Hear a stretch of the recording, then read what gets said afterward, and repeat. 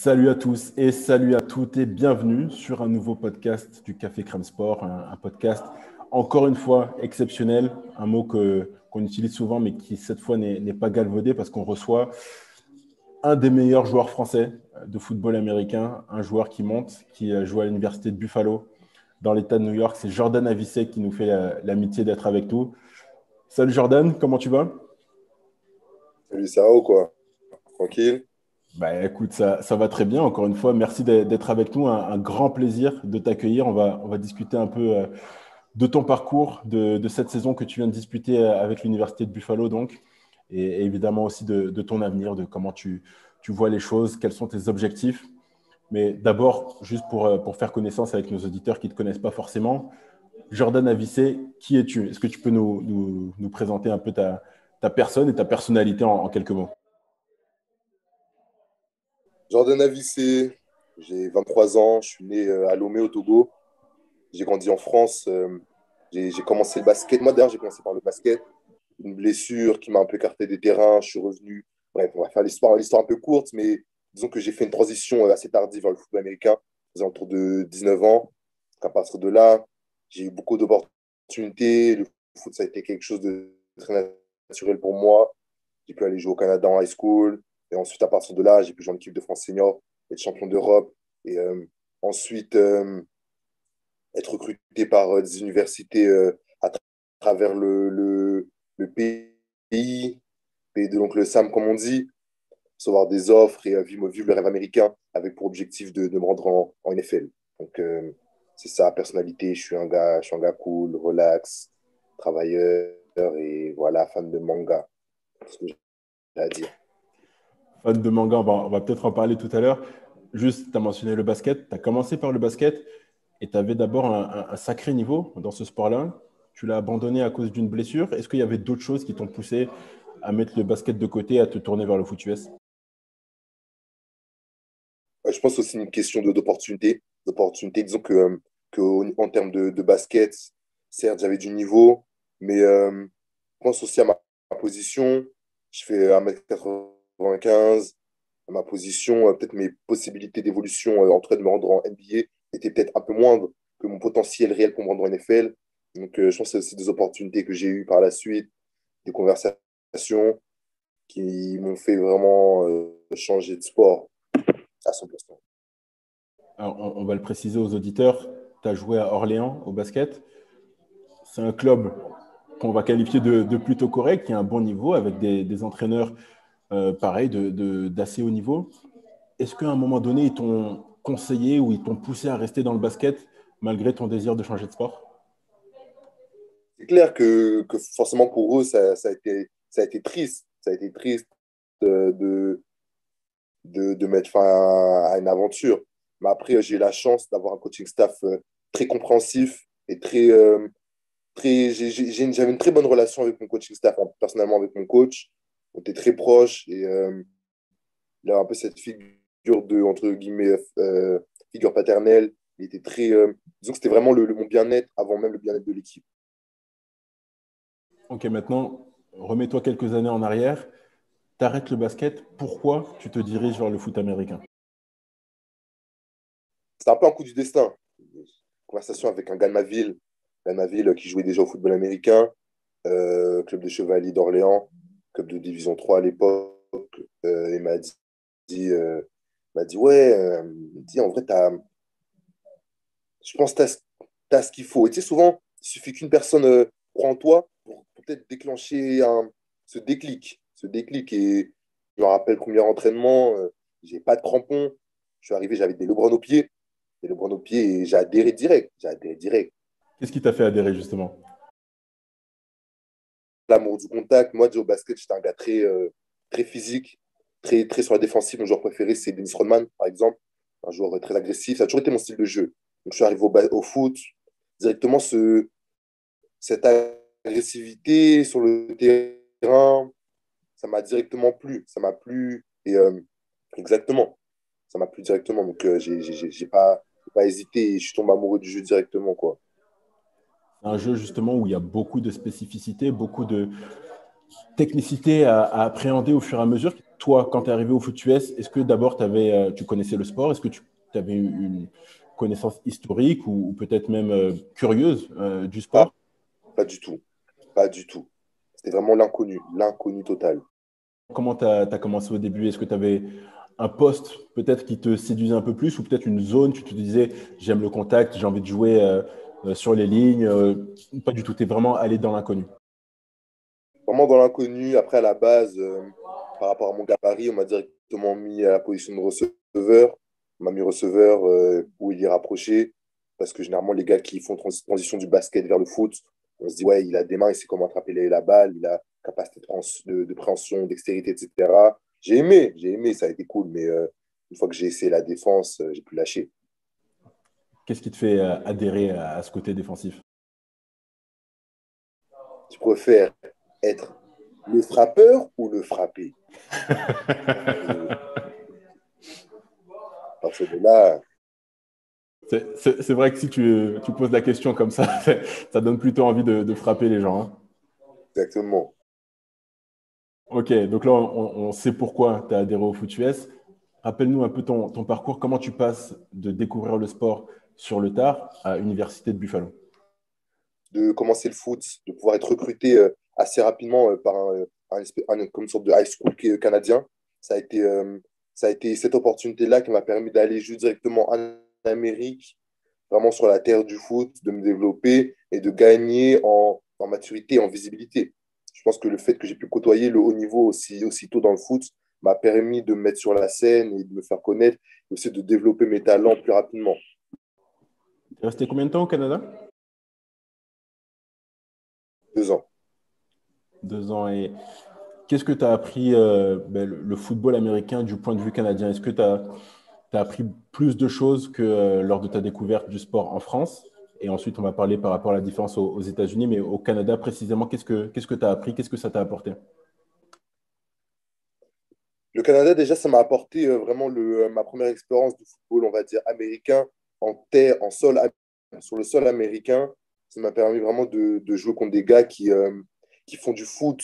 Le football, c'est leur vie. Des gars qui jouent au foot depuis qu'ils ont 4 5 ans, des gars qui en font depuis qu'ils sont tout petits. Ils mangent foot, ils vivent foot. Donc, je pense que ça a été vraiment euh, la meilleure place pour apprendre vraiment le foot le football américain. Donc en France, ça aurait été différent. Mais le fait d'avoir joué la plus grande partie de mon foot en Amérique a vraiment fait une différence, je pense.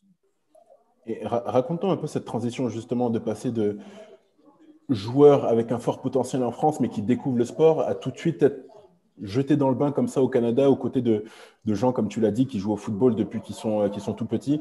Est-ce que ça a été difficile? Est-ce que tu as rencontré des difficultés particulières?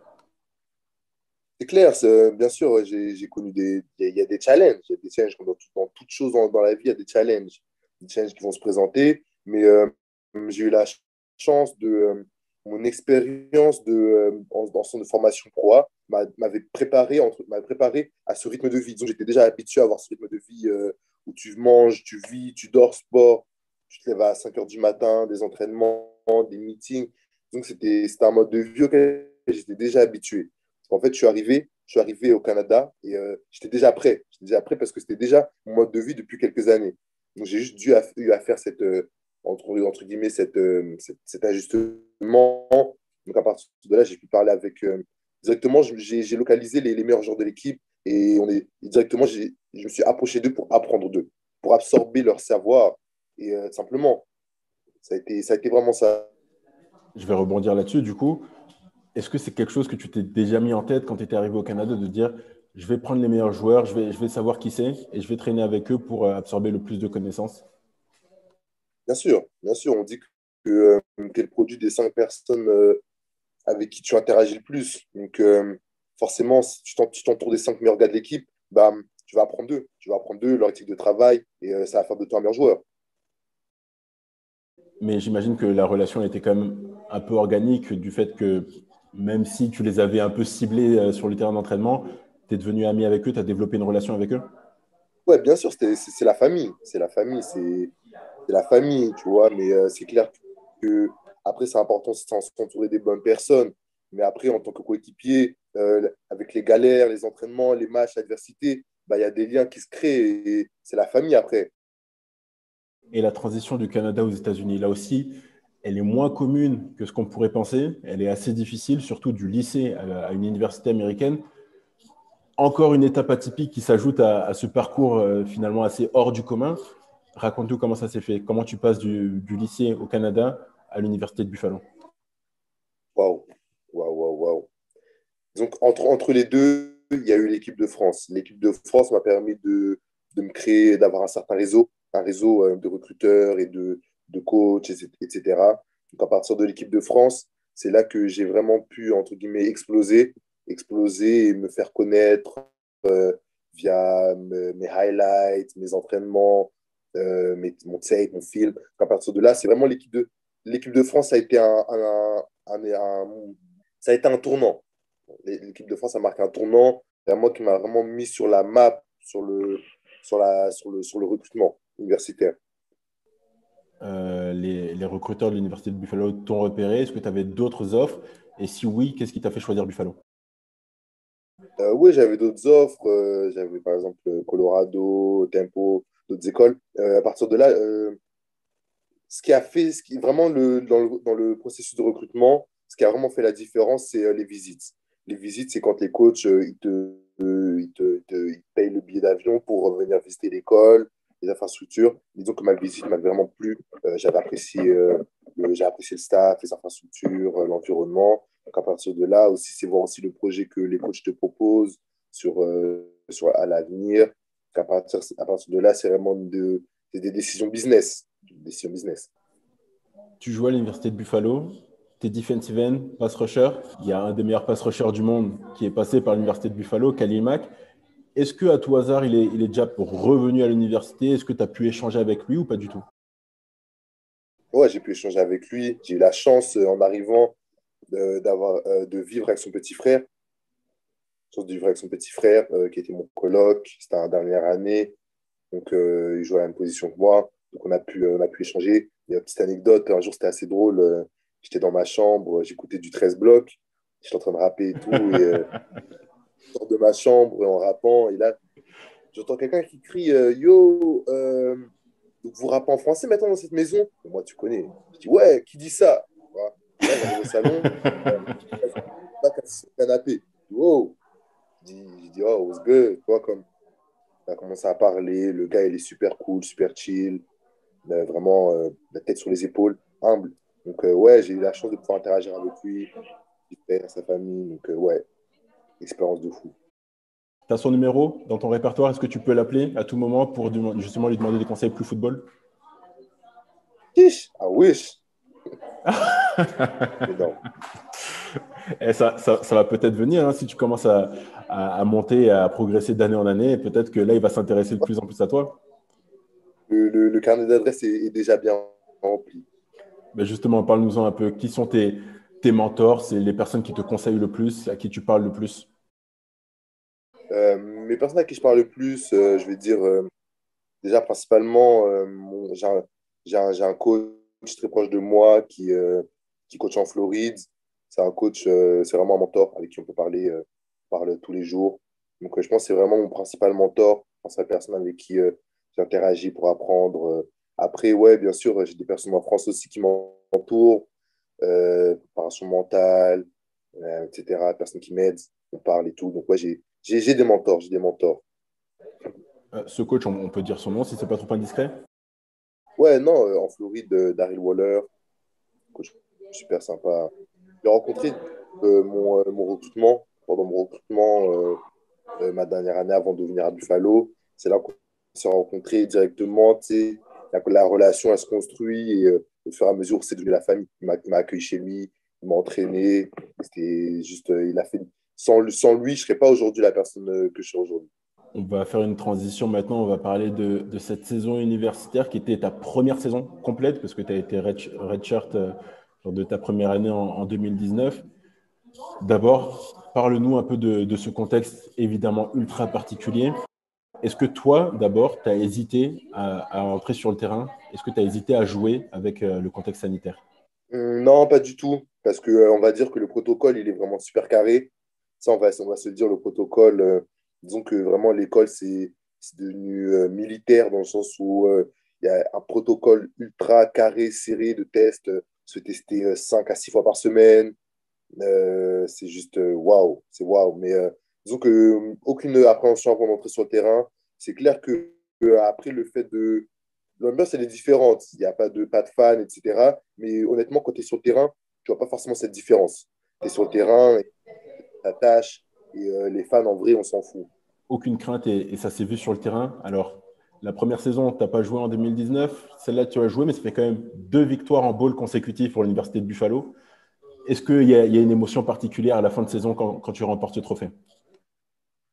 Bah, c'est clair, ça fait plaisir. Ça fait plaisir de remporter un bowl. Techniquement, l'école a, je crois, participé à 4 bowls et on en a remporté 2. Les 2, j'étais présent. Donc, forcément, ça fait plaisir. C'est extraordinaire. C'est entre guillemets, ça fait partie des choses pour lesquelles tu te lèves le matin. Ça fait partie des objectifs des universités ici, de remporter des bowls, des championnats, etc., d'être classé dans le top 25. Donc, c'est clair. C'est sûr que j'ai vécu des choses extraordinaires. Des choses extraordinaires.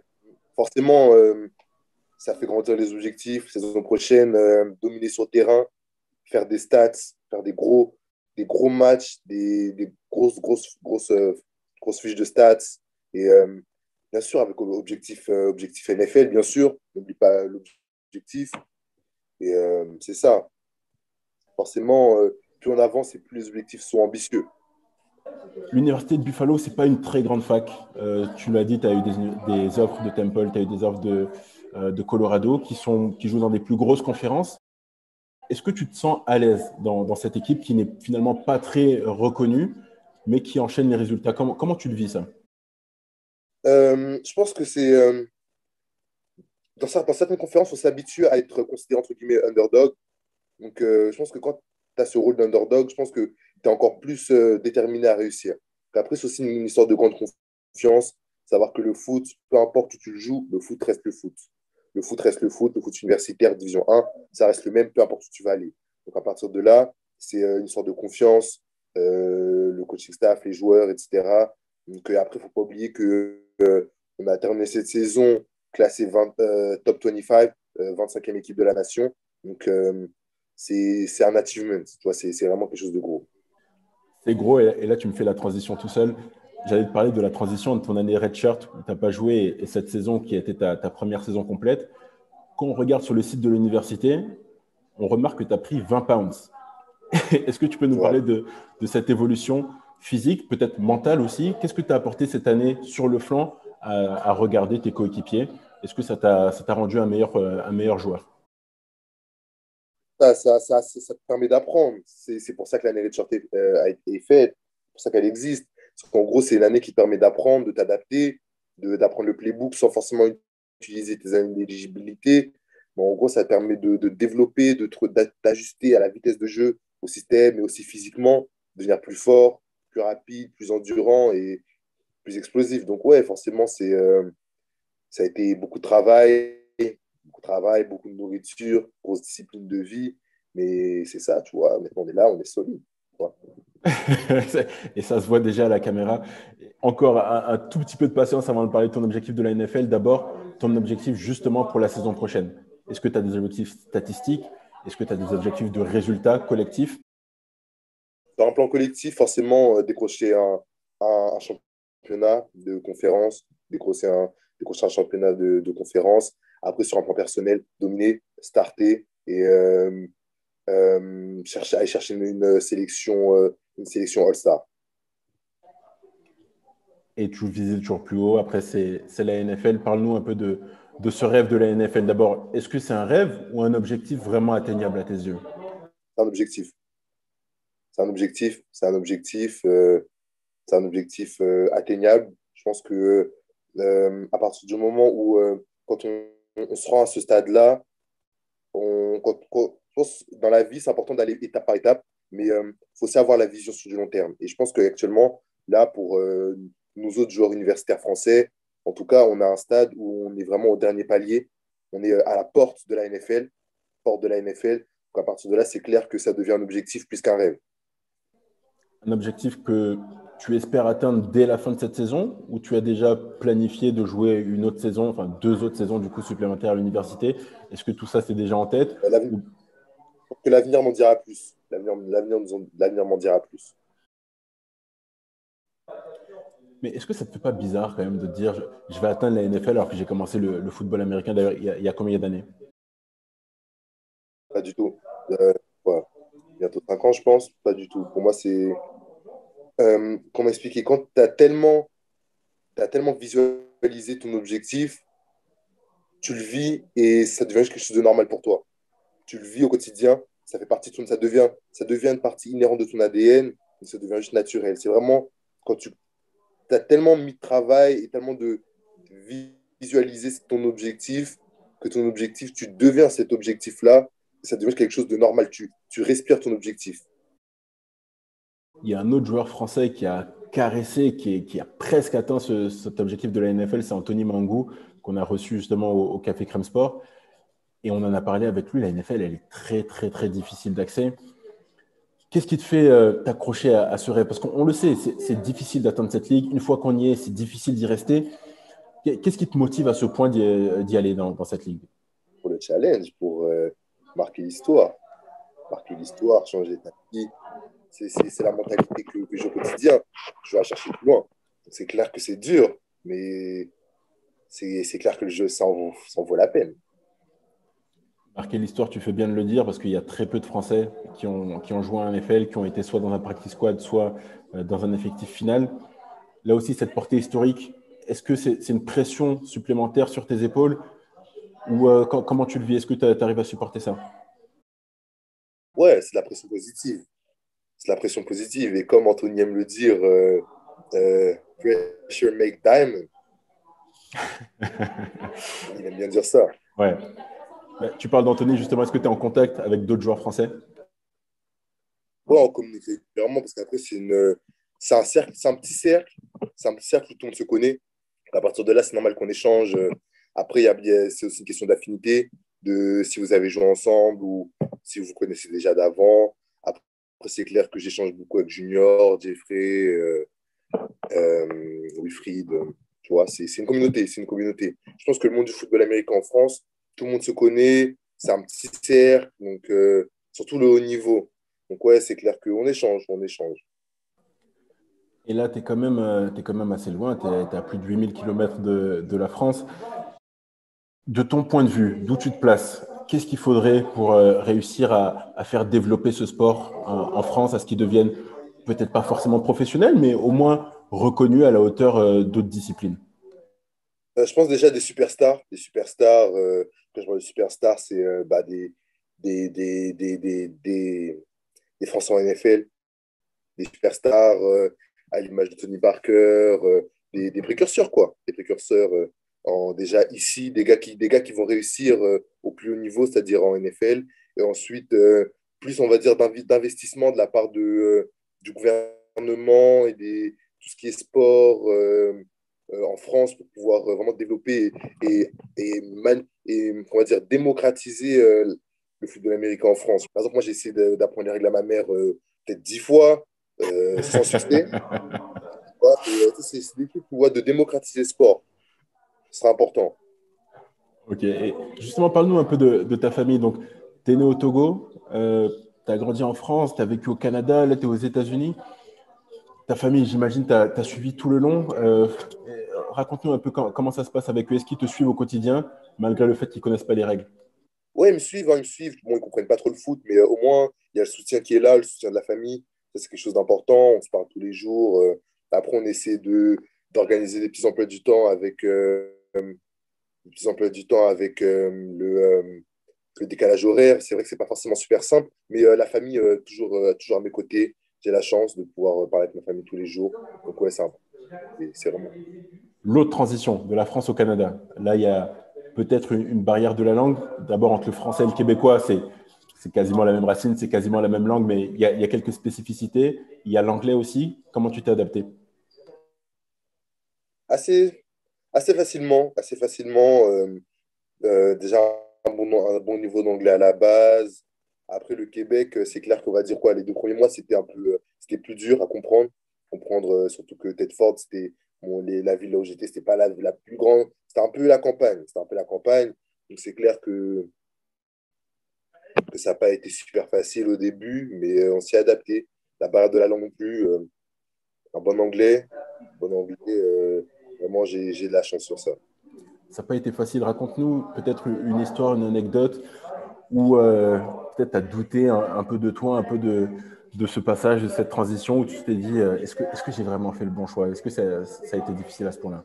Plus fort peut-être des petits challenges, soit des petites blessures, des trucs comme ça. Mais j'ai pas forcément douté de moi-même à ce point-là. Et la dernière transition du Canada aux États-Unis, là, forcément, c'était un peu plus facile. Tu es déjà sur le continent, tu as déjà côtoyé le haut niveau. Même question, est-ce qu'il y a eu des moments difficiles ou pour l'instant tout roule? Mais il y a vraiment eu des challenges. Il y a des challenges.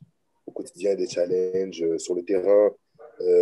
C'est pas facile tous les jours, mais c'est que du bonheur. C'est que du bonheur. On ne te le souhaite pas, évidemment. On espère que tu seras le prochain Français à jouer en NFL.